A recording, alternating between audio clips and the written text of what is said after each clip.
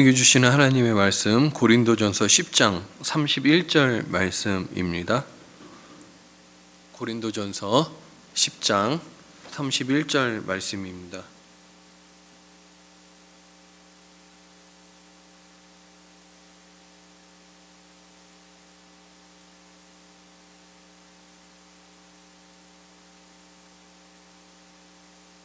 우리 한 절이므로 고린도전서 10장 31절 말씀입니다.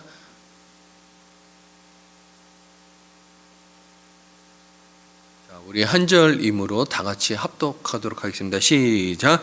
그런즉 너희가 먹든지 마시든지 무엇을 하든지 다 하나님의 영광을 위하여 하라. 아멘.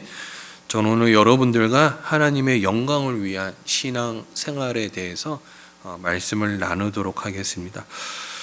여러분, 우리 하늘이 왜 존재할까요? 하나님께 물어본 적 있으세요? 제가 우연찮게 보다가, 이거 엉뚱한 질문인데, 하늘과 바다가 색깔이 비슷하다라는 걸 깨달았어요. 바다도 파란색, 하늘도 파란색, 우주도 이렇게 보면 파란색. 자, 근데 그거는 제 개인적인 질문이었고 하나님께 올려드리는. 근데 하늘이 왜 존재할까요? 자, 시편 19편 1절에 이런 표현이 있어요. 자, 우리 다 같이 한번 읽어봅니다. 시작. 하늘이 하나님의 영광을 선포하고 궁창이 그의 손으로 하신 일을 나타내는도다. 여기 뭐라고요? 하늘이 하나님의 영광을 선포한대요. 자, 그러면은 우리 좀 더 이 말이 무슨 뜻인지 이해하기 위해서 우주로 한번 우리가 가도록 하겠습니다. 여러분, 우주의 광활함을 한번 생각해 본 적이 있으십니까? 우주의 무한한 이 광활함을 생각하면은 하나님의 영광을 우리가 짐작할 수 있습니다. 여러분, 빛의 속도가 얼마나 빠른지 아시죠? 빛은 눈 깜빡할 사이에 훅 하고 지나가 버려요. 빛은 1초의 지구를 몇 바퀴 돌까요? 7바퀴 반을 돕니다. 지구가 1초에 7바퀴 반을 돌아요. 자, 만약에 우리가 지구를 돈다 그러면요, 엄청나게 좀 느린 속도로 돌겠죠. 하지만 빛은 1초에 7바퀴 반을 돌아요. 자, 그러면 우리가 지구에서요, 수금지와 목토 천행명, 명왕성까지 가는데 얼마나 걸릴까요? 예, 약 4분 정도 걸린다 그래요. 4분 정도. 엄청나게 빠른 거리죠. 자, 그러면 여러분, 화성까지 가는데 4분 걸려요. 그리고 명왕성까지 가는 데는요, 한 5시간 정도 걸린다고 해요. 자, 그러면 우리가 있는 은하계에서 다른 최 가까운 은하계까지 가는데요, 4년 걸려요. 4년. 자, 그러면 이쪽 우주 끝에서 저쪽 우주 끝까지, 자, 빛으로 가면요 10만 년이 걸립니다. 그러니까 빛의 속도는 엄청나게 빠르죠. 그렇지만 제가 빛의 속도로 얘기하기 위해서 이 얘기를 꺼낸 것이 아니라 우주의 크기가 얼마만큼 큰가에 대해서 이야기를 하고 싶었던 거예요. 과학자들은 이런 은하계, 갤럭시, 우리가 속한 은하계를 갤럭시라고 그러잖아요. 이 갤럭시에 관한 이 은하계가 얼마나 많은지 많이 존재한다라고 얘기해요.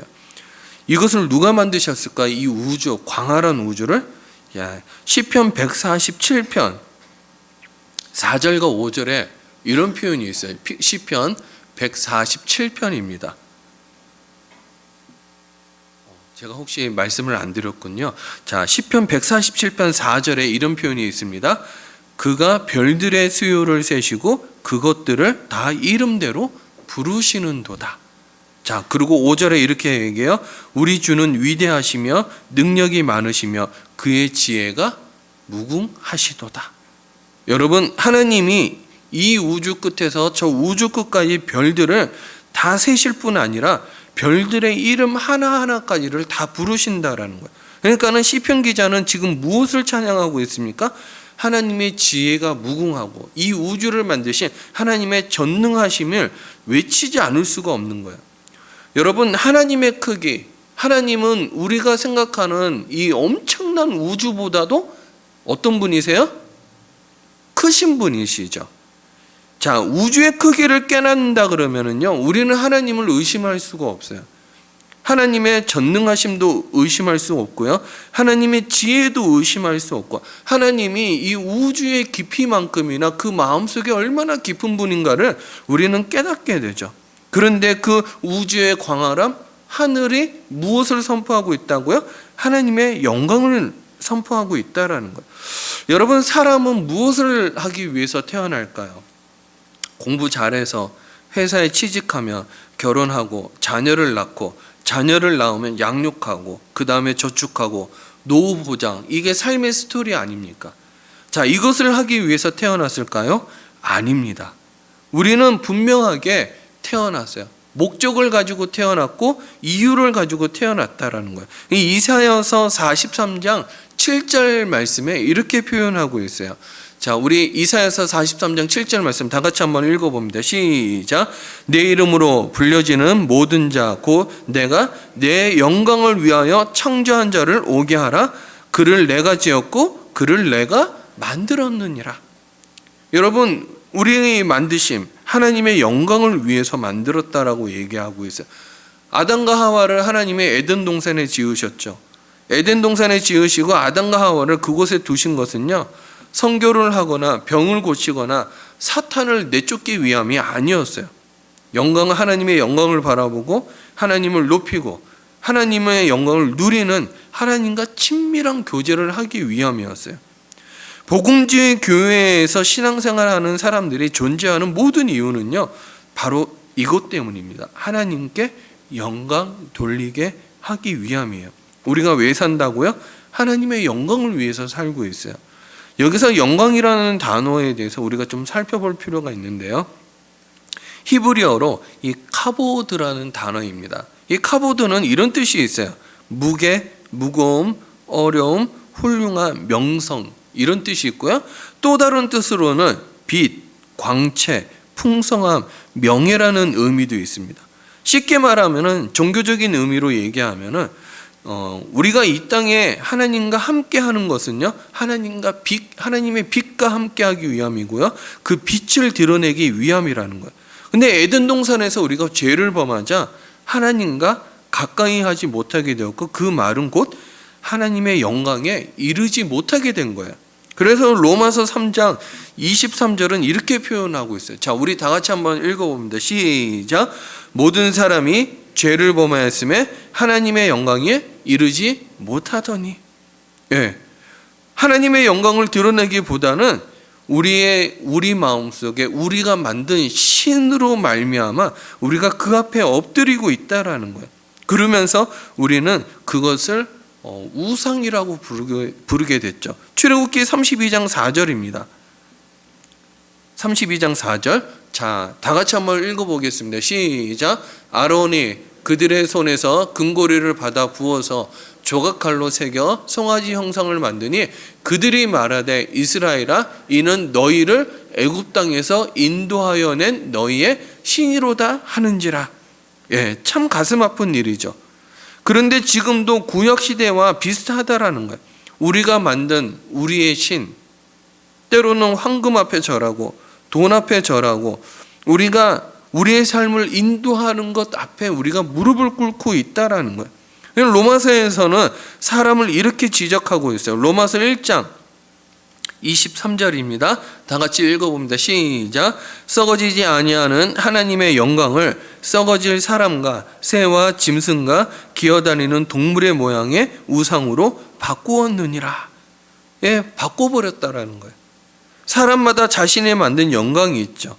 성공, 인류, 스포츠, 영화, TV, 음반, 게임, 여행, 주식.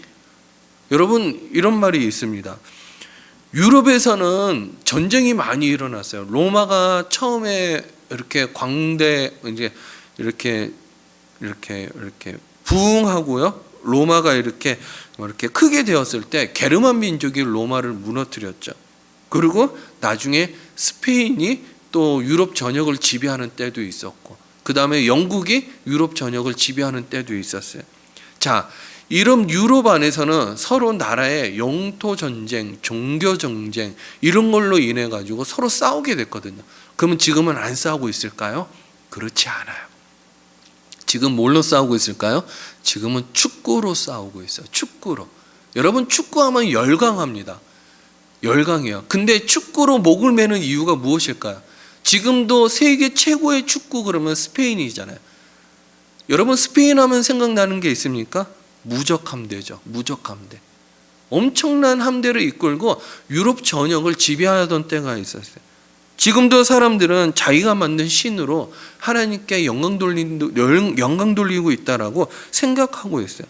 썩어질 영광만 구하며 그렇게 살고 있다라고 얘기하고 있죠. 그런데 이렇게 사는 인생을요, 성경은 뭐라고 얘기하냐면 헛되니 모든 것이 헛되도다라고 얘기하고 있어요. 모세를 한번 살펴보도록 하겠습니다.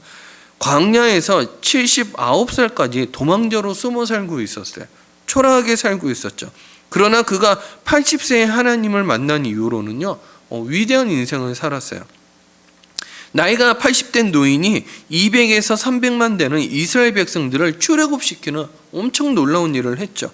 10번의 기적을 일으켰고 홍해를 갈랐고 기적 같은 인생을 살았어요. 사람들이 그를 대단한 존재로 높였죠.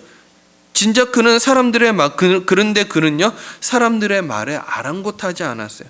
그는 출애굽하여 홍해를 건넜고요, 시내산에 도착하자마자 산에 올라가서 하나님의 영광을 구했어요. 자, 출애굽기 33장 18절입니다.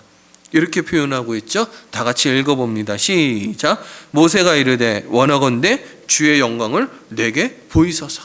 모세는 어떤 사람일까요? 애굽에서 부귀 영화를 누리던 왕자의 신분이었어요. 그 당시 이기의 문명의 모든 것을 다 누렸던 사람이죠. 그런데 그가 뭐를 구하고 있어요? 주의 영광을 내게 보이소서. 모세가 하나님의 영광을 원하자요, 하나님은 모세에게 한 가지 명령을 합니다. 성막을 지으라고 얘기해요. 그러자 성막을 다 짓자 하나님의 영광이 임하는 거예요. 자, 출애굽기 40장 34절에서 35절입니다. 자, 다 같이 한번 읽어봅니다. 시작. 구름이 회막에 덮이고 여호와의 영광이 성막에 충만하며 모세가 회막에 들어갈 수 없었으니 이는 구름이 회막 위에 덮이고 여호와의 영광이 성막에 충만함이었으며. 여러분, 이스라엘 백성들에게 하나님의 영광이 임하죠. 엄청난 축복들이 임했죠. 그 안에 치유가 생겨났고요, 회복이 생겨났고 인도하심이 있고 보호하심이 있었어요. 밤에는 하나님의 영광이 임할 때 낮에는 구름 기둥으로, 밤에는 불 기둥으로 보호를 받았어요. 그 시편 기자도 하나님의 영광을 구했어요. 시편 63편 2절입니다. 자, 우리 다 같이 한번 읽어봅니다. 시작. 내가 주의 권능과 영광을 보기 위하여 이와 같이 성소에서 주를 바라보았나이다. 여러분, 우리가 기도할 때 구해야 되는 것이 있습니다.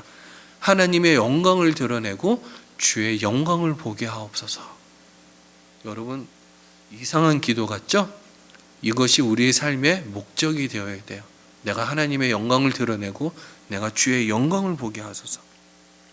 여러분들은 하나님의 영광 속에 거하고 있습니까? 하나님께 영광 돌리고 있습니까? 혹시 썩어질 것으로 하나님의 영광을 바꾸고 있지는 않습니까? 우리의 삶의 이유는요, 하나님의 영광, 하나님께 영광 돌리기 위함이에요.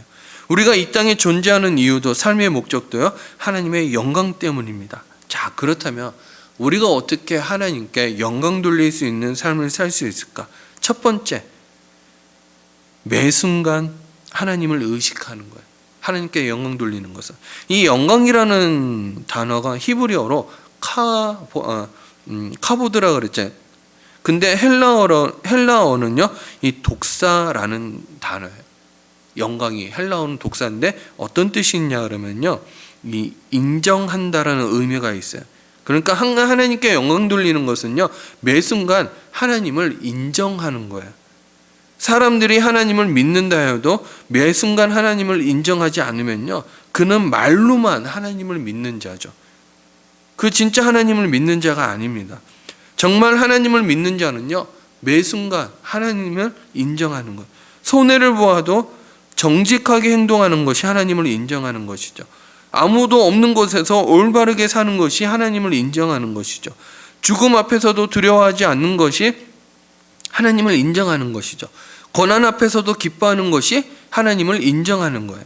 여러분, 나사로가 병들었을 때 누이들이 급히 예수님을 불렀잖아요. 빨리 좀 와달라고. 예수님께서 사랑하시는 자가 병들었다라고 얘기해요. 그때 예수님이 이런 표현을 쓰죠. 요한복음 11장 4절 말씀입니다. 자, 우리 다 같이 한번 읽어보겠습니다. 시작. 예수께서 들으시고 이르시되 이 병은 죽을 병이 아니라 하나님의 영광을 위함이요 하나님의 아들이 이로 말미암아 영광을 받게 하려 함이라 하시더라. 예. 여러분, 우리가 병들 때 그런 마음이 들 때가 있어요. 죽을 병 아닌가? 여러분, 그러지 말고요, 이렇게 기도하시면 좋을 것 같아요. 하나님, 이 병으로 하나님의 영광을 드러내게 하여 주시옵소서. 그러면요, 우리 질병이 망하는 것이 아니고 하나님께 영광이 되는 일이 될 것입니다. 우리 인생에 무슨 일이 있어도요, 하나님을 인정해요. 그리고 그 자체가 하나님의 영광을 드러내는 일이 되게 해달라고 원하면 돼요. 날마다 하나님께 내 눈앞에 계신 분으로 알고 그분을 인정하고 살면요, 우리는 하나님께 영광 돌리는 삶을 살게 되는 거죠. 자, 레위기 10장 3절에 이런 표현이 있어요. 자, 레위기 10장 3절입니다. 다 같이 한번 읽어봅니다. 시작. 모세가 아론에게 이르되 이는 여호와의 말씀이라 이르시기를 나는 나를 가까이 하는 자 중에서 내 거룩함을 나타내겠고 온 백성 앞에서 내 영광을 나타내리라 하셨느니라. 예. 여러분, 하나님께서 눈앞에 바로 가까이 계시는 분으로 알고 우리가 그분을 의식하며 그의 거룩을 나타내고 영광을 나타내면 되는 거예요. 그래서 우리는 때로는 잠언 말씀에 이런 말씀이 우리에게 필요할 수도 있어요. 너는 범사에 그를 인정하라. 그리하면 내 길을 지도하시리라. 이 말이 다른 표현으로 무슨 말입니까? 이렇게 살면 네가 하나님께 영광 돌리는 삶을 살 수 있다라는 거예요. 여러분, 하나님을 의식하며 사시기 바랍니다. 그러면 하나님이 우리를 좋은 길로 인도하실 거예요. 여러분들을 승리자로 세우실 거예요. 로마에 가면은 시스티나 성당에 천지창조라는 위대한 작품이 있어요.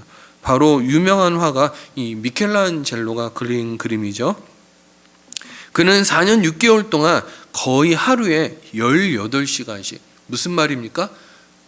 자는 거 외에는 이 천지창조 작품을 위해서 하루 종일 일했다라는 거야. 이 18시간씩 작업대 위에 누워 천장을 쳐다보면서 그림만 그렸어요.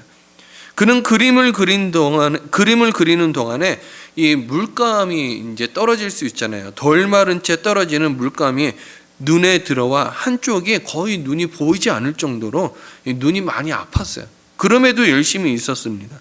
하루는 작업대에 앉아 머리를 뒤로 젖힌 채 천장의 한쪽 구석 그림을 그리고 있는데 친구가 이렇게 얘기를 하는 거야. 보이지 않는데 천장 구석에 뭘 그리 정성스럽게 그림을 그리고 있어? 라고 물어보자, 그렇게 물어봤죠. 그 자네가 그린 그림을 완벽하게 그렸는지 누가 알기나 할까? 이렇게 얘기를 한 거예요.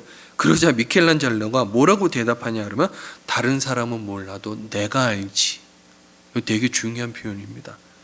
여러분, 그는 믿음이 참 좋은 사람이었어요. 남들이 보지 않는다 할지라도요, 사람의 눈에 의식하지 않고 하나님 앞에서 내가 의식하는 대로 하나님께 영광 돌리며 살았다는 거예요. 그는 나중에 등이 굽어지는 고통과 어려움을 겪었지만은 결국 이 천지창조를 완성했습니다. 만약 그가 사람들의 눈에 보이는 부분만 그렸다라면은 아마 이 천지창조라는 작품은 위대한 작품으로 존재하지 않았을 거예요. 미켈란젤로는 어떤 사람입니까? 매사에 하나님을 인식하고 하나님이 보고 있다라는 마음에 내 마음에 정직하게 살아갔던 거예요. 그러자 그의 작품이 하나님의 영광을 드러낼 수 있는 작품으로 많은 사람들의 눈에 들었고 칭송받을 수 있었던 것이죠. 여러분, 매 순간 하나님을 의식하며 사는 것, 그러면 우리는 하나님의 빛을 드러낼 수 있는 것입니다.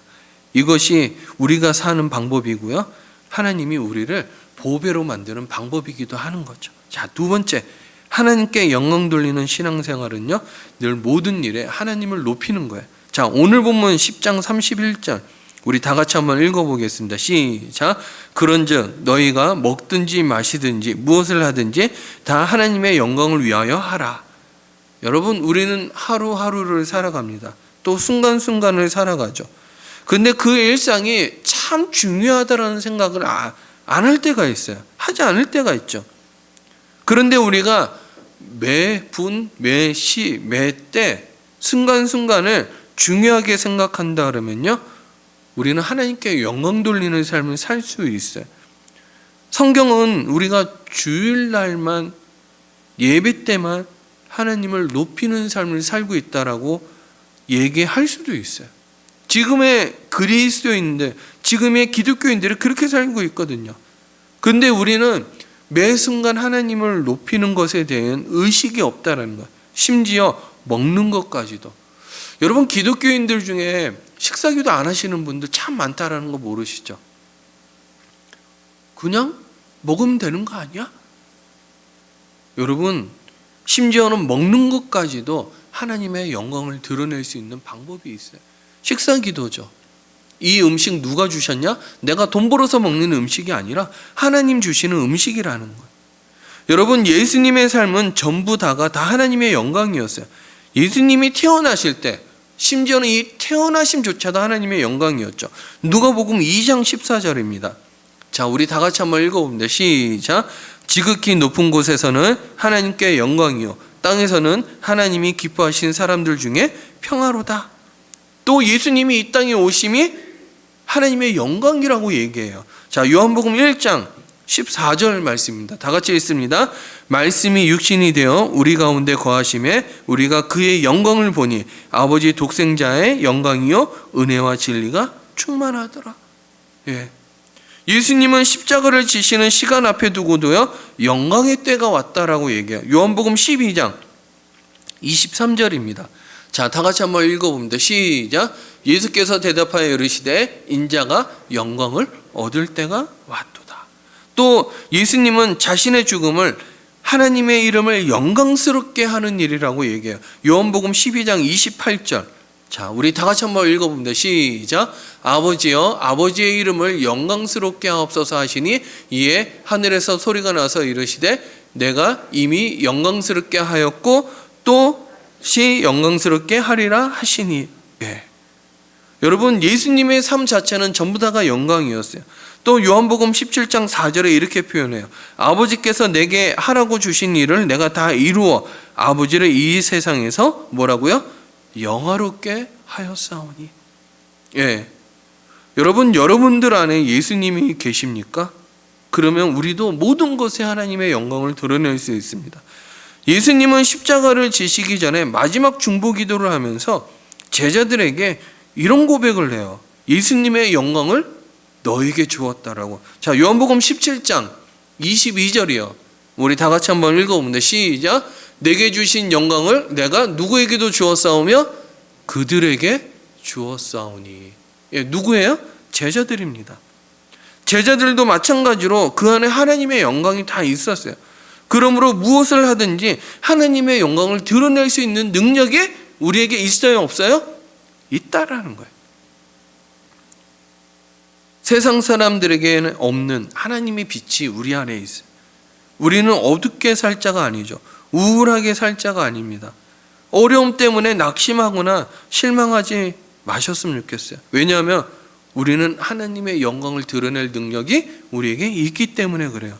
요셉처럼 억울하게 감옥에 갇혀도, 아브라함처럼 갈 길을 모르게 떠나도, 다니엘처럼 사자굴에 갇혀도, 바울처럼 독사에 물려도 하나님의 영광을 드러낼 수 있어요. 매 순간 우리는 하나님을 높이십시오. 그리고 여러분들에게 있는 빛이 다 드러날 거예요. 그러면 어디에 있든지 무엇을 하든지 먹든지 마시든지 우리는 하나님의 영광을 드러낼 수 있습니다. 하나님을 높이면 돼요. 여러분, 인류의 역사상 가장 아름다운 음악 작품을 남긴 사람이 많이 있었죠. 근데 이 사람은요, 불행하게도 그의 생애는 그의 작품처럼 아름답지 못했어요. 말할 수 없는 고난의 연속이었죠. 9살 때 어머니가 돌아가시고 10살 때 아버지도 돌아가셨어요. 형의 도움으로 살았는데요. 형도 먹고 살기 바쁜데 동생을 건사해야 되니까 형이 이 동생을 무척 미워했어요. 그는 불행한 어린 시절을 보냈습니다. 그 후 그가 어른이 되어서도 마찬가지였어요. 결혼한 지 13년 되는 해에 아내가 죽었어요. 또다시 재혼을 했는데 그에게 20명의 자녀가 있었는데요. 10명은 어려서 여러 가지 질병과 문제로 죽게 되고 맙니다. 노년에는 나이가 많아지자 앞을 보지 못하는 장님이 되었어요. 그러나 이런 어려운 상황 속에서도요, 그는 계속 하나님을 찬양하는 이 작곡을 했죠. 수많은 사람들의 영혼을 완전히 사로잡을 만큼 웅장하고 장엄한 찬양과 경배와 감사의 노래들, 그가 짓는 모든 작곡들이 다 불후의 명작이 되었죠. 그가 작곡한 이 칸타타 오라트리오의 대부분은요, 다윗의 시편을 주제로 만들었어요. 여러분, 그의 작품은 유명했지만 이토록 비참한 삶을 살았던 사람은 누구였을까요? 독실한 기독교 신자로서 세계 역사상 교회 음악가 작곡가들 가운데 가장 뛰어나다고 할 수 있는 요한 세바스찬 바하라는 사람이에요. 심오한 믿음과 찬양의 세계를 알 수 있었던 원인이 무엇이었을까요? 상황과 상관없이 매 순간 하나님의 영광을 위해서 살았기 때문에 그래요.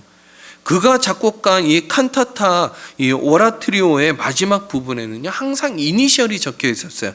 SDG. 무슨 뜻일까요? 솔리 데오 글로리아. 이 라틴어 첫 번째 글자들을 이제 딴 이니셜이었는데요. 그 사인의 뜻은 오직 하나님의 영광만을 위하여. 그 보통 사람들은 그림을 그리거나 뭐 이렇게 작곡을 하면은 내가 누가 작곡했고 작사했고 이 이름을 남깁니다. 근데 이 세바스찬 바하는요, 이름을 남기지 않았어요. 그리고 그 끝에 SDG 솔리데오 글로리아라는 글자를 남겼어요.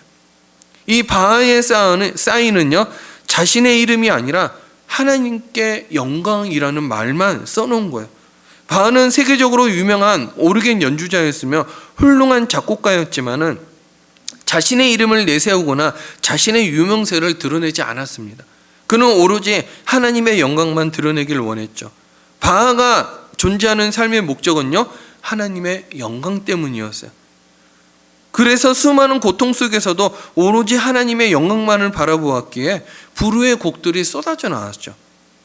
여러분, 우리의 삶이 어려울 수 있어요. 하지만 매 순간 하나님을 높이십시오. 그러면 하나님이 우리를 귀하게 보배롭게 만드신다라는 거예요. 하나님께 영광 돌리면 하나님이 우리를 축복해 주신다라는 거예요. 1977년 무인 우주선 이 보이즈호를 발사할 때였어요. 만약에 우주에 외계인이 있다면 우리가 그들에게 들려줄 메시지를 무엇으로 정할까 의논하였던 적이 있었죠. 이때 극적으로 만장일치로 선택된 것이 바로 이 바하의 음악이었어요. 무인 우주선은 이 최첨단 과학의 결정체였죠. 하지만 그것에 싣고 간 음악은요, 250년 전에 작곡한 이 바하의 음악이었습니다. 여러분, 이후 현대 음악의 아버지로 일컫는 바하는요, 그의 가문에 약 200년 동안 저명한 음악가가 50명 이상 나왔어요. 여러분, 때를 얻든지 못 얻든지 하나님의 영광을 높이는 것 아주 중요합니다. 그러면 하나님을 높이면요, 하나님이 우리를 높여주신다라는 거예요. C.S. 루이스가 이런 말을 했어요. 하나님을 높이는 것에 목표를 삼으면 그 안에서 지상도 얻게 될 것이다. 그러나 지상을 목표로 삼으면 아무것도 얻지 못한다. 우리가 자신을 높이면 우리는 죽게 되고, 하나님을 높이면 하나님이 우리를 높여주실 거예요. 우리는 우리 자신을 감추는 것에 대해서 익숙해질 필요가 있어요. 하나님을 높이면 되죠. 하박국 3장 19절에 이런 표현이 있어요. 주 여호와는 나의 힘이시라 나의 발을 사슴과 같게 하사 나를 나의 높은 곳으로 다니게 하시리로다. 하박국 이 마지막 표현이죠. 어떤 배경에서 나온 말씀일까요? 하나님, 왜 우리는 믿는데 우리는 왜 이렇게 살아야 되고, 우리를 핍박하는 저 악인들은 어떻게 그렇게 잘 삽니까? 하나님 어느 때 우리에게 부흥을 주시겠습니까? 그러자 하나님이 나중에 이 말씀을 주세요. 여러분, 게테는 이런 표현을 썼어요. 비록 진흙이라도 햇빛을 받으면 빛이 난다라고 얘기를 했습니다. 여러분, 우리가 비록 흙으로 만들어져 약하고 부서지기 쉬운 존재지만은 하나님을 높인다면 진흙 같은 우리도요, 흙 같은 우리도 빛이 날 거예요. 여러분, 삶 전부가 하나님을 높이는 위대한 삶이 되길 주의 이름으로 축복합니다. 여러분, 한때였죠. 미국 프로풋볼 덴버 팀의 선수 중에 이 쿼터백 팀 티보라는 청년이 있었어요. 그때 당시가 25살이었습니다. 필리핀 선교사의 자녀로 태어나 홈스쿨로 공부를 했어요. 대학 시절에 얼굴에 이 눈 밑에 이제 운동하는 사람들은요, 시커멓게 이 패치를 붙이고 다녀요. 이 얼굴이 이렇게 얼굴에 직접적으로 햇빛을 받으면요, 좀 뭐 안 좋거든요. 그래서 이 패치를 붙였죠. 근데 이 많은 여기 패치에 요한복음 3장 16절이라는 이 글자를 써놨어요. 많은 사람들이 이 요한복음 3장 16절이 성경 구절인 걸 알고 많은 사람들이 비난을 쏟아부었습니다. 왜냐하면 프로풋볼 경기 도중에 일체의 광고 행위, 선전 행위를 금지하는 규칙이 있었어요. 그리고 경기 중에 몇 번이고 무릎을 꿇고 기도하는 동작을 보였습니다. 그때 티보잉이라는 신조어가 생길 만큼 유명한 트레이드 마크가 되기도 했었죠. 이 하인즈 워드가 속해 있는 이 막강한 스틸러스 팀과 경기를 하여 연장전까지 갔고요. 그의 이제 이 팀 티보의 맹활약으로 이 덴버 팀의 승리로 끝났어요. 그때 이 팀 티보는요, 기적의 사나이로 불려졌고 그날 이 슈퍼볼의 시청률은요 31.6%나 되었어요. 경기가 끝난 후에 구글 검색어 1위, 실시간 검색어 1위가 올라왔어요. 요한복음 3장 16절. 무려 1억 2천 번의 검색어 기록이 올라온 거예요. 여러분, 요한복음 3장 16절은 기독교인들이 모를 리가 없죠. 대부분 크리스찬들은 이거를 알고 있기 때문에 구글 검색어에 1억 2천 번이랑 올라온 것은요, 이 결론으로 따지면 안 믿는 사람들이 이게 무슨 말씀인가 다 찾아봤다라는 거예요. 그 후 기도를 잃어버렸던 미국인들이요, 미국 곳곳에서 기도하는 포주를 하게 되었고요, 기도하는 일이 부끄러운 일이 아니라는 것을 당연하게 알게 되었어요. 한 사람이 이제 사람들의 눈치를 살피지 않고 하나님만을 높이기로 결심할 때 놀라운 일들이 벌어졌다라는 거예요. 하나님은 우리의 연약함을 들어 강한 자를 부끄럽게 하시는 분이시죠. 여러분, 우리 주변에 우리가 하나님을 알리는 광고판이 되어야 돼요. 우리가 이 세상에 존재하는 목적은요, 하나님의 영광을 높이기 위함입니다. 그런데 우리는 나 자신을 감추고 하나님을 높이는데 우리는 그렇게 살아가는 삶의 습관과 패턴들을 가지고 있지 않기 때문에요, 우리는 이렇게 하는 게 너무너무 어려워요. 그러나 저는 여러분들에게 도전하고 또 주문하고 싶어요. 여러분, 우리가 왜 살아야 됩니까? 따라하겠습니다. 하나님의 영광을 위하여. 우리가 무엇을 하여야 되겠습니까? 똑똑하시네. 다시 하나님의 영광을 위하여. 다시 하겠습니다. 우리가 왜 살아야 되겠습니까? 우리가 무엇을 하여야 되겠습니까? 우리가 사는 이유가 무엇입니까? 맞습니다. 저는 여러분들이 오늘 이 말씀으로 여러분들과 나누었는데요, 하나님의 영광을 위하여 사는 여러분들이 되길 바라겠습니다. 그러면요, 우리가 이 땅에 주목하지 않더라도 하나님의 영광을 주목하면요, 우리는 지상의 모든 것을 얻게 될 거예요. C.S. 루이스가 그렇게 얘기했잖아요. 그렇게 사는 여러분들이 되길 주의 이름으로 축복합니다. 자, 우리 주님 큰 영광 받으소서 다 같이 찬양 드리겠습니다.